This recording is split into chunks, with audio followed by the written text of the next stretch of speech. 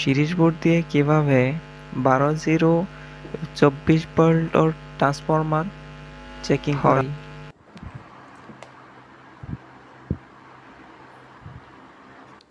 AC সাপ্লাইয়ের 2 তার series বোর্ডে লাগাই নিন।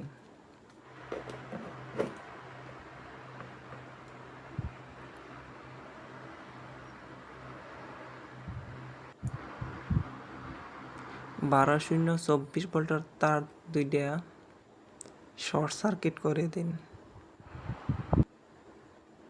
আর সিরিজ বাল্ব গ্লো হয়ে গেলে ট্রান্সফরমারটা ঠিক আছে।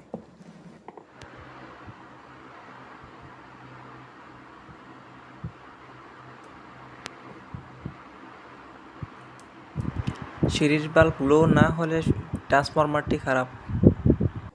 ভিডিও দেখতে পাচ্ছেন সিরিজ বাল্ব গ্লো হয়ে গেছে, তো ট্রান্সফরমারটি ঠিকঠাক আছে। ভিডিওটা ভালো লাগলে লাইক সাবস্ক্রাইব করবেন। ধন্যবাদ।